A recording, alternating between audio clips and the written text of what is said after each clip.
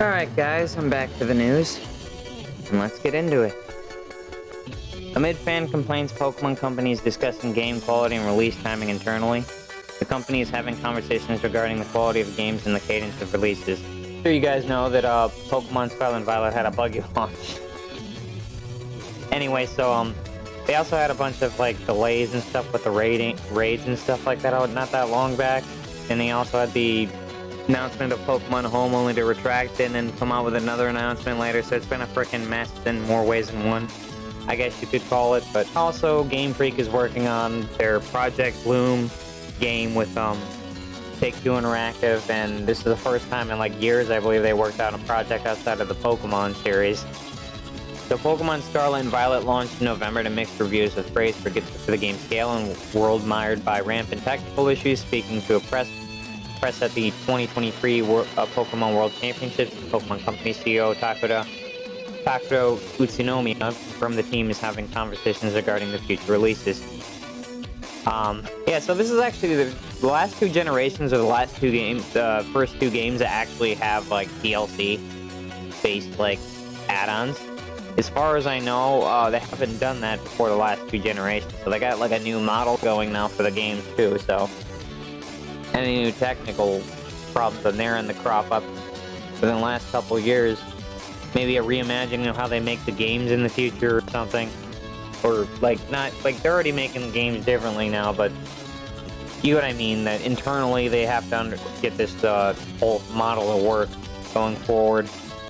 Utsunomiya then confirmed that the team was discussing how they can adhere to the schedule while maintaining the game's overall quality. I think we're still operating in that way, but there's more conversation as a development environment change about how we can continue to do this, he explained, while making sure that we're ensuring really quality products are also being introduced. And people were also complaining about the fact there might be more time in between Pokemon games. Before that they put out a game mostly every year, pretty close to every 2 years or something, which it may happen, I don't think it will, but I don't know. For the most part, I think they're just trying to figure out where to go going forward with, because they've been having a lot of controversy the last year or so over the new game, and how they're going to take this model going forward. But the Pokemon Company sees plenty of room for many more Pokemon designs, and basically it was just them talking about Pokemon Creatures Company and how like new employment basically leads to new ideas. You know, the new people at the company. This is the Creatures Company. They handle the 3D modeling for the Pokemon that you see in game. It's a collaboration effort between all the companies: Game Freak, Pokemon Company, Pokemon Creatures Company, I think it's just called. Basically, that's what all that goes into making a Pokemon game. He said, right now we're over 1,000, he continued, but if you think about how many living creatures there are in the world, there's something over hundreds of thousands. I would think we probably still have a long way that we can keep going. He's talking about the possible loss of creativity when it comes to coming up with new Pokemon ideas, but he basically referenced the fact that there's thousands of different species in the world, and they could pull from that for creative spark. What's going on there? Anyways, moving on. The Pokemon Company makes a donation for Hawaii's relief after Honolulu 2024 World Championships announcement. And World Championships next year are going to be in Hawaii. Pokemon Company did some relief efforts on their side to help Hawaii with their time of need, basically donating a bunch of money. Hawaii has been hosted championships 3 times in the past: 2007, 2010, and 2012, but all 3 events were on the Big Island.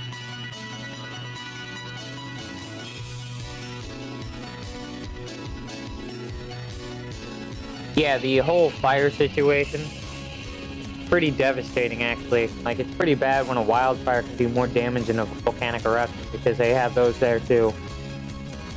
It looked like a nuclear bomb went off over there. So the death toll climbed to nearly 100 people, with a reported $6 billion in damages. That's almost as much as hurricanes you get in Florida and Texas. That's that amount of damage right there. Alright, Assassin's Creed Mirage launches week early. Assassin's Creed Mirage is now launching a week early than planned, October 5th. Ubisoft has announced revealing the new release date on Twitter. The shift appears to be as a result of the game already going gold, meaning that launch version is finished. And so we've been told. I said on Twitter that I'm very jaded when it comes to this kind of stuff. Good that they got it done in time, but I don't know. I like to wait for reviews, especially what's been going on with these companies in recent years. That's just me. But it was supposed to release in October 12th, and it's got a week early, I guess. Lollipop Chainsaw gets an official title and release date delay. The new remake, which does not involve Goichi Suda, is named Lollipop Chainsaw Repop. Yogami Games' remake of the Lollipop Chainsaw officially has a name. Unfortunately for fans of the series, it also has been delayed, of course, because delays are the norm today. To be fair, though, I don't really mind them anymore with all the bad games being put out. So, Yogami Games revealed today that the remake will be titled Lollipop Chainsaw Repop, while also announcing that its release is being pushed back in summer 2023. It had previously been slated for summer 2024, although the development of Repop was carried out with the intention of a 2023 release. Our commitment to providing the best possible quality experience to our players led us to making the hard decision to extend the development period in order to ensure this. Yogami Games wrote in a statement. Since Lollipop Chainsaw Repop was first announced back in 2022, remake of the original 2012 hack and slash action game from Grasshopper manufacturer, basically cheerleader killing zombies. I remember playing a good amount of it. Repop will be out in September 2024. It is not yet announced which consoles it will be supporting. Yeah, that is a good question. I have all platforms, so effectively it doesn't really matter to me, but I'm more preferably on Xbox. So please, Xbox port, or just do them all. I don't care. This game may be possible to get on Switch for all I know. Xbox 360 Call of Duty Resurgence continues as classic titles top UK charts as Modern Warfare 3 expansion or whatever it is coming out. People are like, no, I like the old games better. The Xbox 360 Call of Duty Resurgence has continued on both Modern Warfare 2 and Black Ops 2, obviously older ones, have shot to the top of the UK charts. Phenomenon not only happening here, but also in the UK.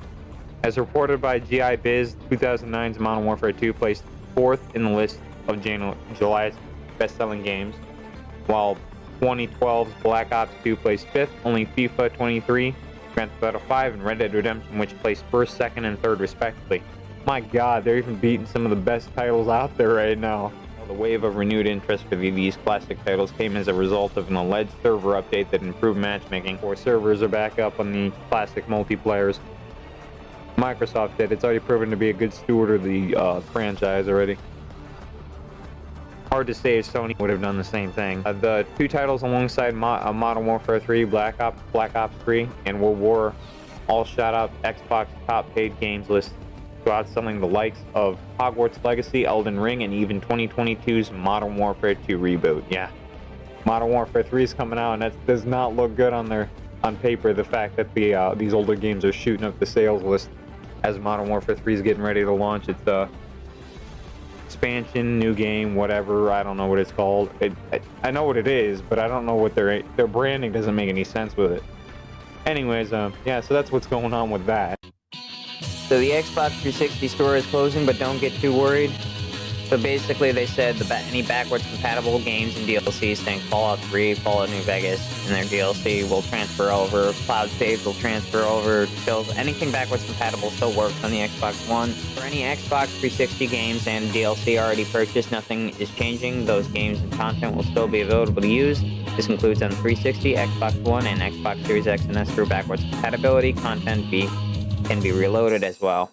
Online multiplayer on Xbox 360 through Xbox Network, formerly Xbox Live, will remain available after the Xbox 360 store closes, provided the publisher of the game still runs servers. Additionally, cloud saves will still be available on Xbox 360, and they transfer to Xbox One and Xbox Series X. So yeah, the Xbox 360 store is closing. Bummer, but you know how things are in today's world. Some of my games that I can't get Lollipop Chainsaw, for example, that was a niche title on the 360, the original one. I have the disc for it, but I'm not really sure if the game's on the disc, so I'll have to check that out later. Call of Duty franchise is getting a new central hub for the franchise going forward. Aims to put years worth of Call of Duty content all in one place. Whoop-de-doo. And you're probably starting to notice they're starting to do that with this confusing launch known as Modern Warfare 3. It's basically just one big expansion pack on top of Modern Warfare 2. To be fair, I'm pretty sure they've already been doing that because they have Call of Duty Cold War in the hub along with Modern Warfare Reboot, Modern Warfare 2 Reboot. And I believe they have the recent World War II game. I don't remember what it's called. Also on there. I could be wrong, but they've pretty much been doing it for a while. I think that was their plan. Ubisoft, I think, plans to do the same thing too with their franchise, Assassin's Creed. Starting with Modern Warfare 2 and Warzone, and now with Modern Warfare 3 and beyond, players can navigate all their content in one place. We call it Call of Duty HQ, making it easier to select which games and modes you wish to play.